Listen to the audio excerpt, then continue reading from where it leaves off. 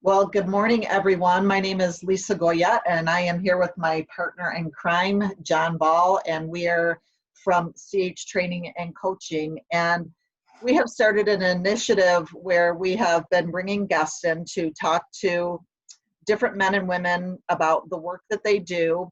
And the whole premise is really about talking about creating healthy workplaces.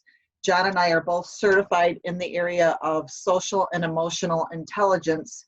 So we are always looking at life through a lens of, when we walk into a business organization, we are trying to see, is there health within this organization? Is there health within the leadership team? Is there health within the employees? Is there health with the customers that they're interacting with? And what are the things that we can suggest or identify that would help create more health? So we are here this morning with Matthew Vazana, and John is going to give all of you a little bit of information on Matthew's biography, so we have a better understanding of where you've been and where you're at right now. It's good to have you with us this morning, Matthew, and we appreciate your time and being here. And as we've gotten to know you over the course of time, one of the things that we've come to appreciate about you is your awareness around organizational health. And in particular, the thing that has impressed us the most is your sensitivity to the unique character and traits of your workforce and each employee, the stories that they bring with them, and the importance of how that shapes really not only their professional life, but also their personal life, and making that investment into them. Matthew is the president, vice president, and co-owner of CCS Presentation Systems here in Michigan. After 27 years of a management career in retail automotive sector, which comes with just a ton of fascinating, powerful stories that we've enjoyed listening to, Matthew transitioned his management, business, and marketing background to the commercial audio and visual integration world and opened the Michigan office for CCS Presentation Systems. CCS has expanded from a two-person operation in one of the largest AV integration groups in the US, with more than 350 employees and offices in 21 states.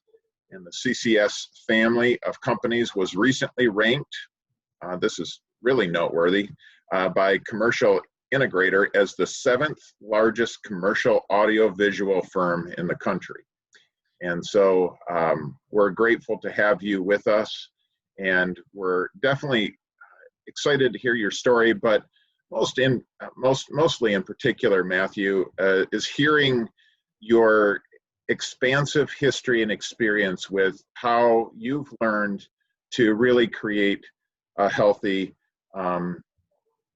work environment and a successful business. And so today, as we talk about that realm, the crux of the conversation is going to be focused in on interpersonal effectiveness and how we relate to each other, how we read the relationships that are a part of our lives and effectively manage those relationships so that we're creating healthy, engaging, productive work environments. So thanks, Matt, with all of that said. Well, thank you, Lisa, and thank you, John. Appreciate the introduction, and very happy to be part of the discussion here today.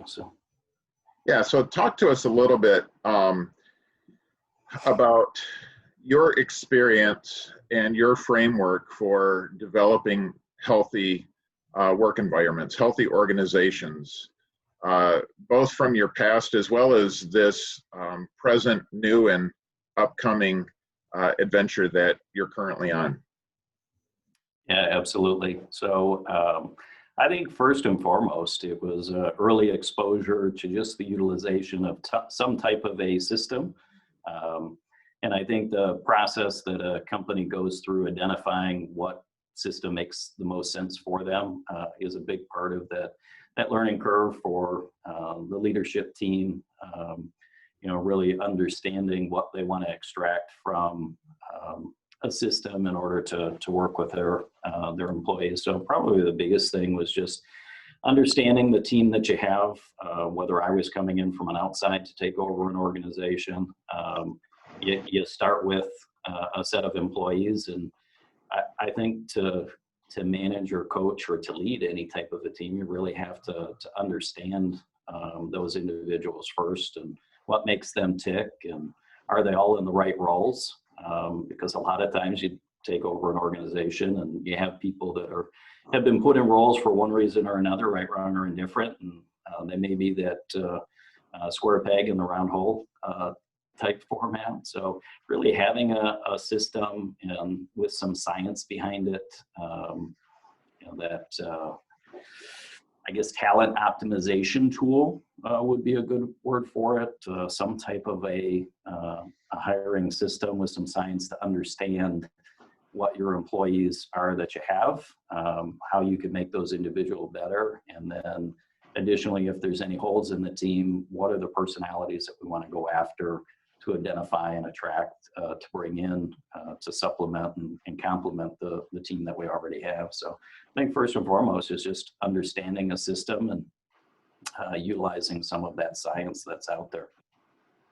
So what, when you talk about systems, this is, we're moving into, well, actually not moving into, we're right in the middle of a cultural shift around organizational health that's being driven by generational dynamics, global economies, diversity in the workplace. So and we're still seeing as consultants and specialists in organizational health that there's still a lot of education that needs to be done around this conversation around what you're talking about.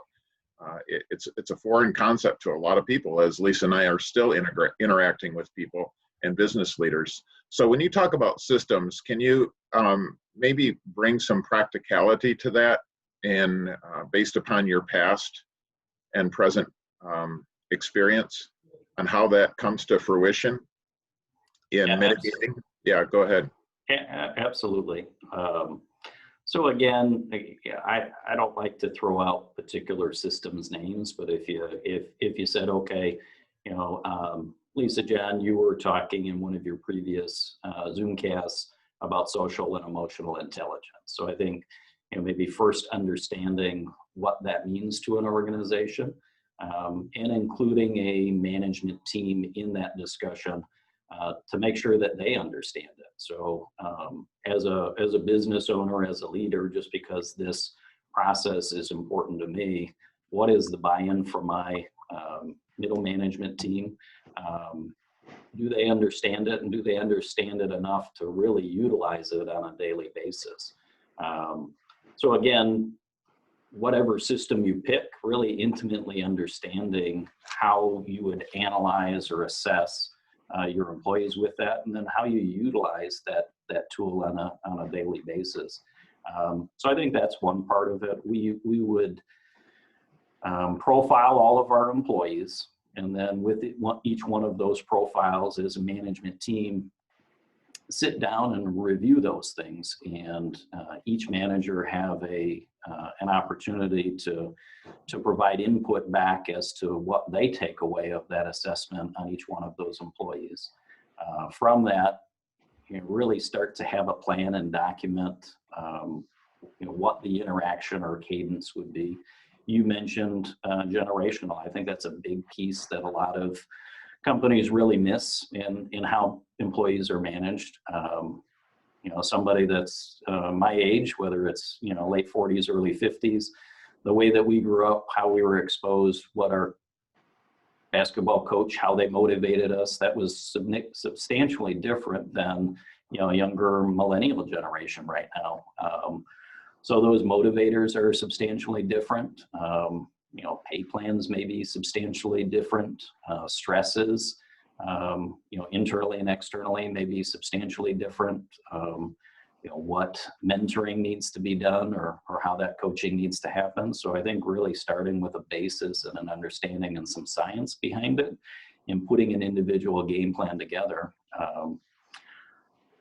I don't think that in most organizations enough time is committed to those exercises. We all get wrapped up in our daily things and putting out fires. And I think it's probably one of the most important exercises a company, if they truly want to move to that area of a high performing team, to really do some self-analysis in internal assessments. And I think that you have to have an understanding of all of those pieces before you can go out and paint that picture to try and recruit, right? Because we have to sell our companies to that individual that we would want to come and join us.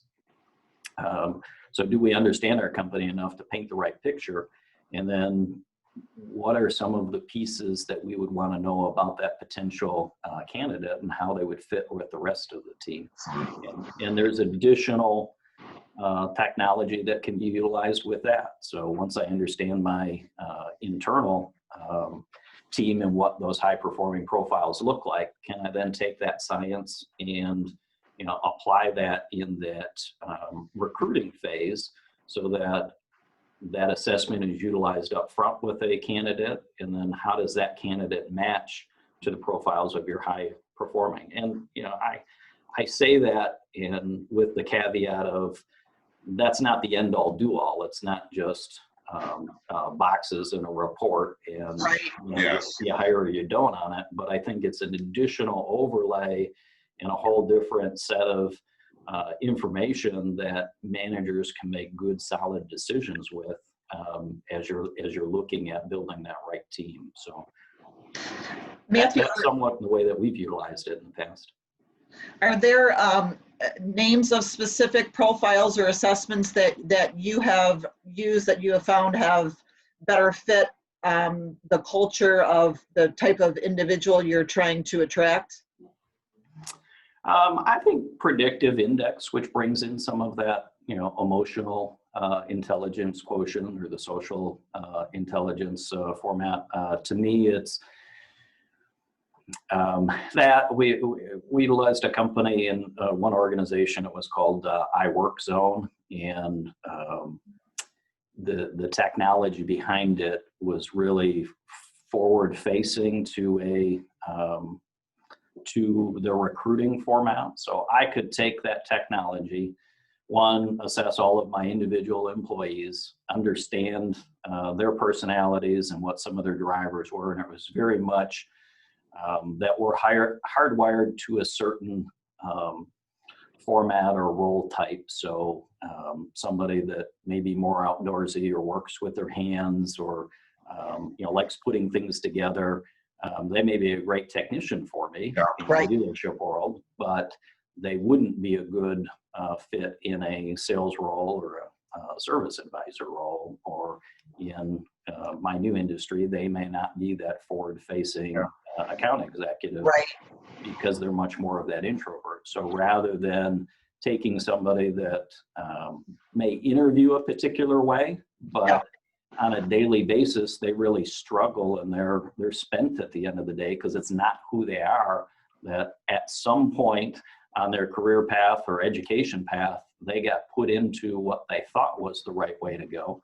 So this company also does work with high schools and colleges to identify what are interest levels and hoping to stop somebody going in and changing their major 3 times before they decide on what they're going to do. So utilizing that, it would allow me to match them to a high performing individual, kind of that tweak science that we have behind the scenes. And then within that piece, the profile up front, I could eliminate a significant number of candidates that really didn't fit that profile at all. And I could set the percentage of qualifiers. So if they're a 70% match, well, I'm going to have an interview that I'm going to take, or my manager would take their time to then start that process with that individual. If they were a 20% match to that position, then we would send them the note and the letter that just said, hey, this isn't necessarily the right fit. We're not interested in taking that next step. So, what did their resume say? Also, what did this profile say? So I love the next step, and without giving specific names and the organization that you've worked for in the past or any of them, I love the particular story of how this now then becomes a point of application, moving from the profile or the tool into that relational experience. And I recall the story of you sharing of one particular employee that you knew was strong in one particular area, but was a little bit rough around the edges.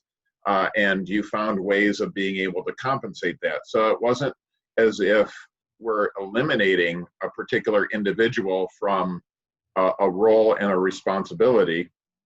We just are becoming more conscious of their contributions to the organizations, while also being vulnerable and honest and authentic about their areas of weakness, the places that they may not necessarily excel at, and finding ways to complement that with other individuals who are part of that team.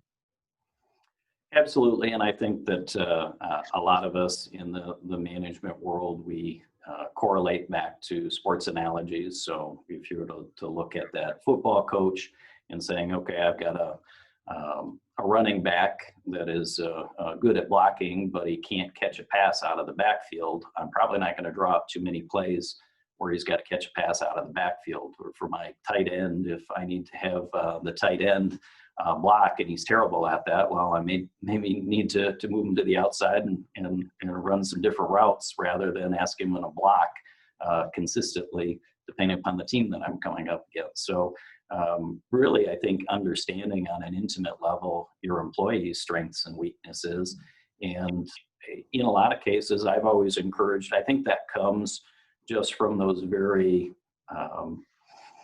raw one-on-one type conversations. Let's set business aside and let's take an employee or two and go to lunch and just have a conversation and really start to understand what are some of the pieces that, and asking them questions on how they see their role within the organization and where they may see those deficiencies and how you can coach better. So I think for everybody's goal, it's, they want to be recognized, rewarded, both financially, but also I think emotionally for the amount of time that we show up and spend at a work. And, whether we talk about home relationships or work relationships, in some instances, we're spending more time together at work than maybe what we see our families at home other than on weekends. So to really understanding people to be able to give feedback and provide that insight to them so that, they can grow, or you can identify quickly that maybe this company or this role isn't the right spot for them and what's the best next thing for them. Those are our candid, real conversations that happen all of the time.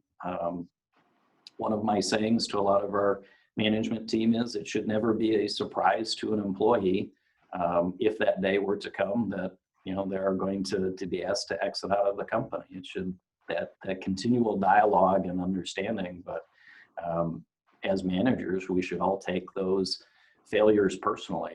It's a failure on our part.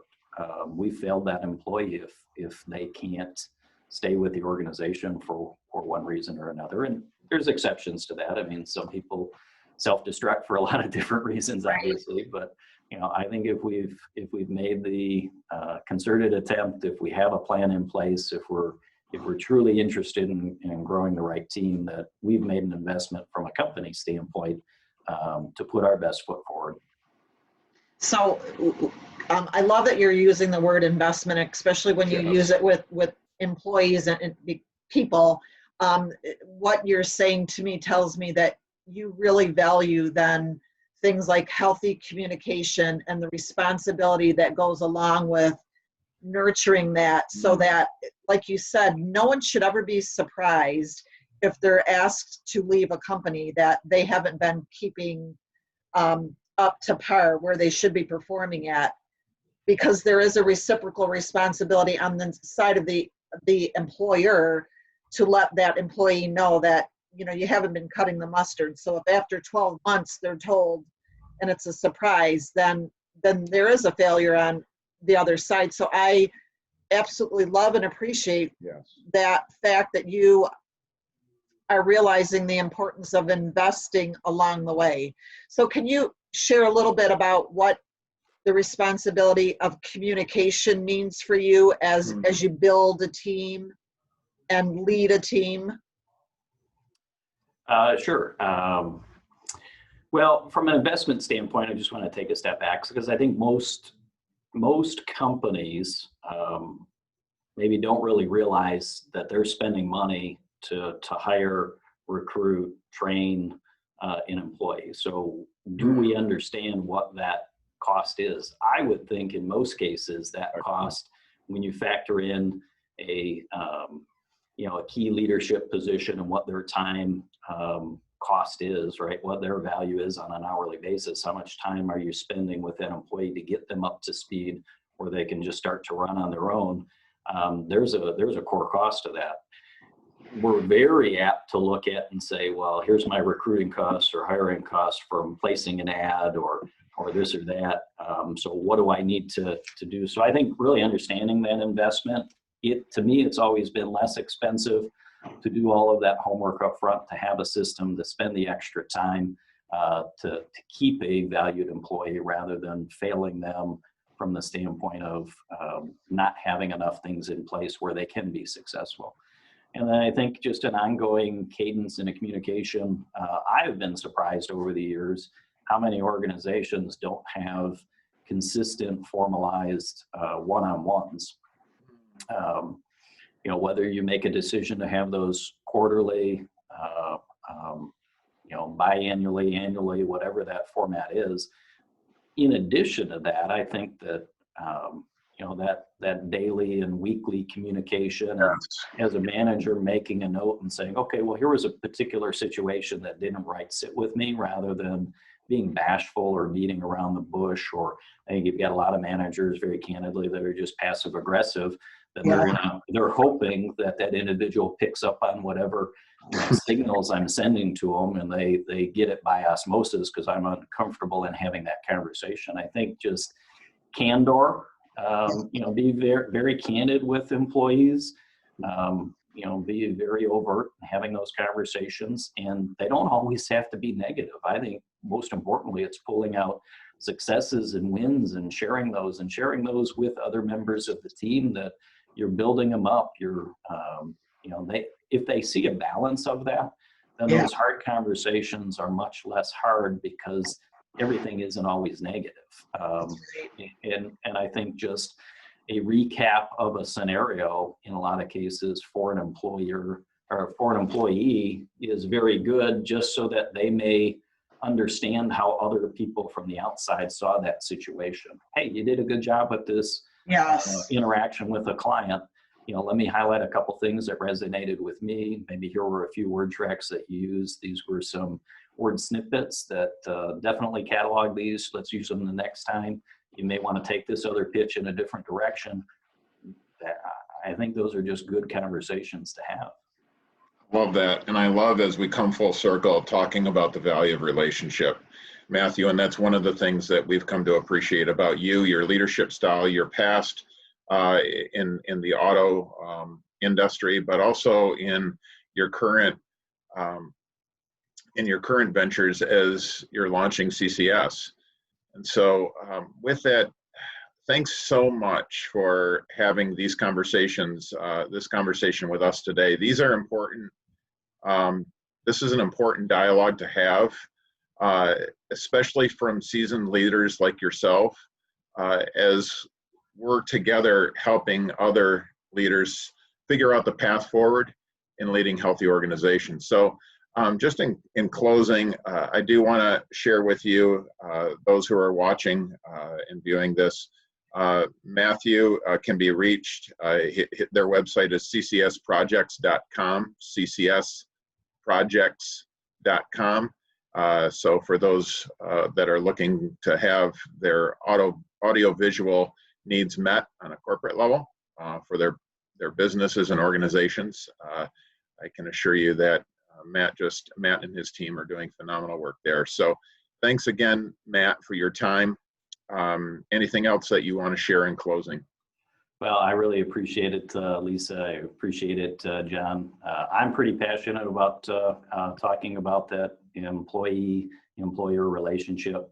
I really look at everybody that's on my team really as part of our family. And I think, obviously without great employees that have really bought into the culture and the understanding of the company, we're nothing without them. So, really finding that special sauce, that right mix that everybody can come together and celebrate wins and be there to continue the hard charge forward, especially after a year like we had in 2020.